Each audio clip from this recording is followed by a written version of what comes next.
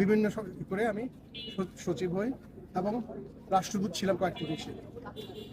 আমাকে 2017 সালের ইলেকশনের আগে আমি এয়ারপোর্ট যাচ্ছিলাম আমার মেয়েকে আনার জন্য। আমাকে 8-10 জন লোক বহুদিন ধরে ফলো করছিল।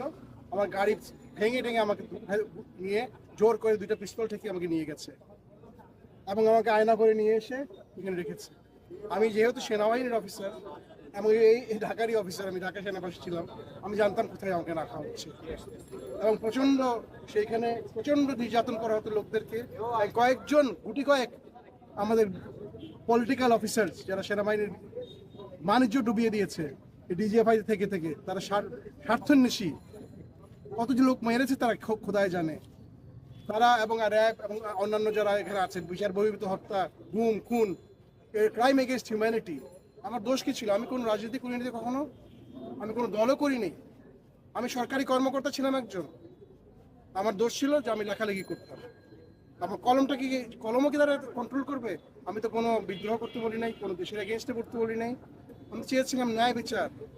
এই ন্যায় বিচারের জন্য কি আমাকে 16 মাস এই ডাঞ্জেনের ডাঞ্জেন মানে কি বলে আয়না করে ফেলে রেখে মাটির তলের মধ্যে একটা অন্ধকার রুমে আমি যে কত ক্ষতিগ্রস্ত হয়েছি ফিজিক্যালি, সেটা আপনাদের বলে বোঝাতে পারবো না।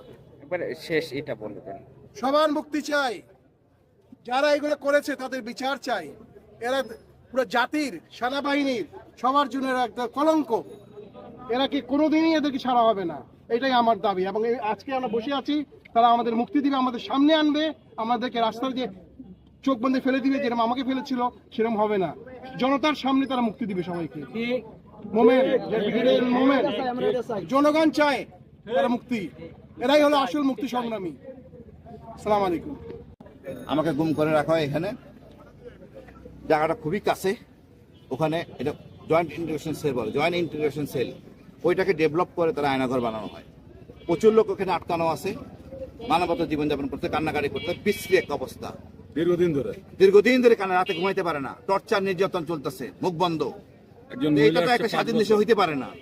আমরা কারো করা দিন না, কাউকে উঠে নিয়ে রাখা যায় না এইভাবে। এই সেনাবাহিনী আমাদের গর্বের সেনাবাহিনী, স্বাধীনতার প্রতীক সেনাবাহিনী। এই সেনাবাহিনীর উপর বন্দুক রেখে কিছু অসৎ ডিজিএফআই কর্মকর্তা রাজনৈতিক সুবিধা নেওয়ার জন্য সেনাবাহিনীকে বদনামে ফেলাতে পারে না। এই লোকদেরকে চিহ্নিত করতে হবে, বিচারে আনতে হবে এবং এদেরকে সবাইকে থাকতে হবে, জবাবদিহির মনে আনতে হবে।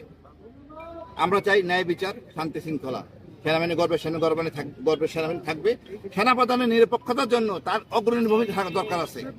তার ভূমিকা হলো এটাই যে সে কারণ ছাড়া অতি দ্রুত ছেড়ে দিবে, আর আমাদের কাছে দিবে। ওই রাস্তা নিয়ে ফেলাই দিবে, চোখ বেঁধে, এটা হবে না। এইসব গল্প বন্ধ, 6-9 হবে না। এইখানে আমাদের দিতে হবে, আমরা এখানে যাবো না। আমরাও সেনাবাহিনী অফিসার, অনেক সেনাবাহিনী অফিসার আছে, এগুলো সবাই সেনাবাহিনীর সদস্য, এদেশের সন্তান। কিছু অল্প কয়েকজন ডিজিএফআই সদস্যের জন্য আমরা হইতে পারি না। ডিজিএফআই দেশ চালায় না। আর